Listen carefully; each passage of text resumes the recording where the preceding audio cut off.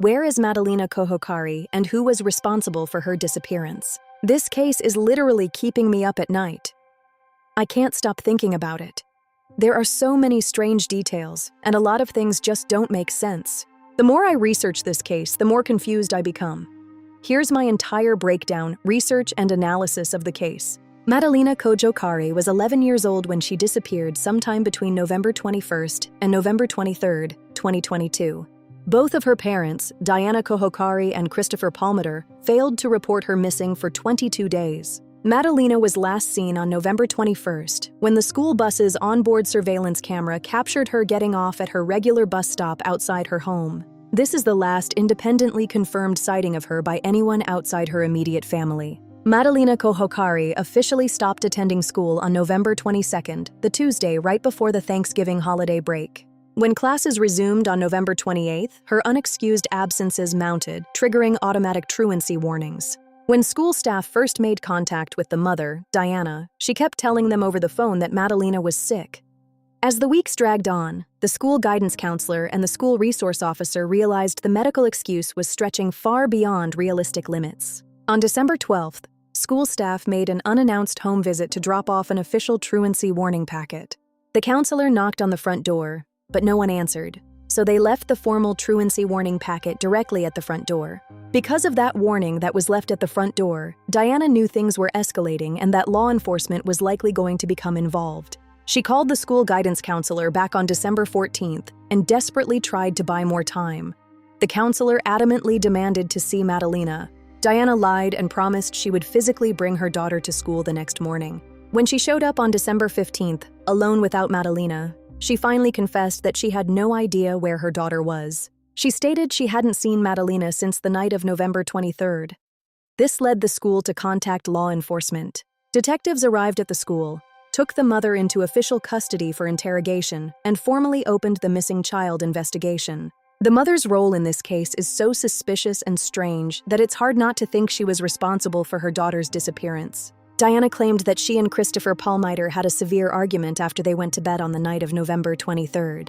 Diana claimed that around 11:30 a.m. on Thanksgiving morning, she went into Madalina's room and found her gone.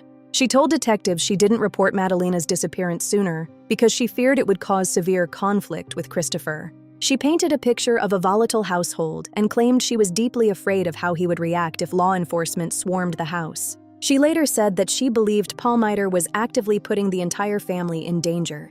She claimed she had a plan and was secretly using that 22-day window to secure cash and arrange a network to smuggle herself and Madalina away. Furthermore, she claimed she was trapped in a bad relationship, wanted a divorce, and believed police involvement would ruin her ability to escape. This makes no logical sense at all. If Madalina truly disappeared on November 23rd or 24th, how could the mother actively discuss a plot to smuggle her away on December 2nd? As a mother, she claimed she discovered her 11-year-old daughter was gone, yet she didn't immediately search for her or call the police. Investigators discovered that in the days immediately following the disappearance, her mother burned several of Madalina's personal belongings. These reportedly included Madalina's mattress, clothing, a Halloween costume, and family photographs. Even carpeting was burned. Police noted that Madalina's backpack and several articles of clothing were missing from her room. During the investigation, authorities seized more than 40 items from the home, including 3 iPhones and a computer.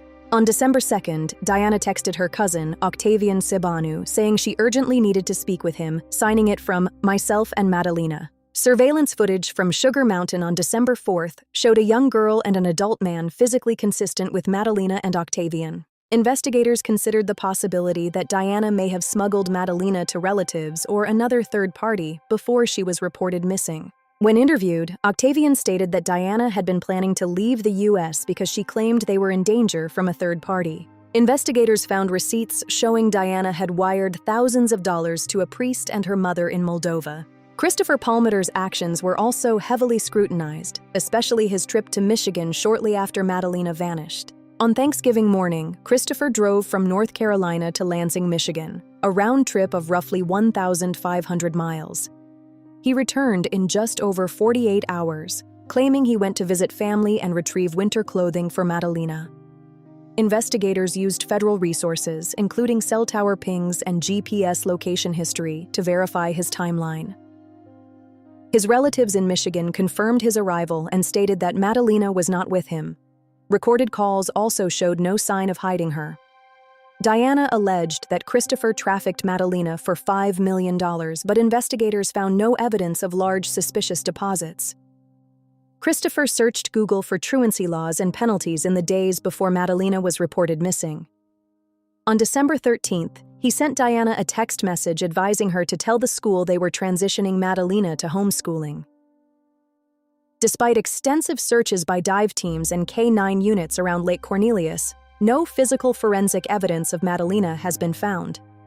Both parents were eventually convicted of failure to report the disappearance of a child to law enforcement. They were sentenced to prison and later released after receiving credit for time served.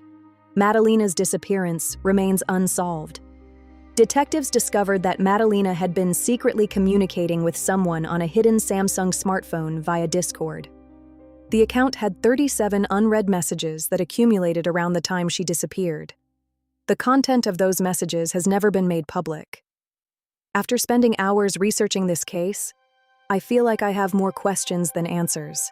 Every document raises another mystery. More than anything, I just hope Madalina gets justice one day. She deserves to be found, and the truth deserves to come out. I really hope that one day investigators are able to tell the full story of what happened to Madalina. No child should disappear without answers.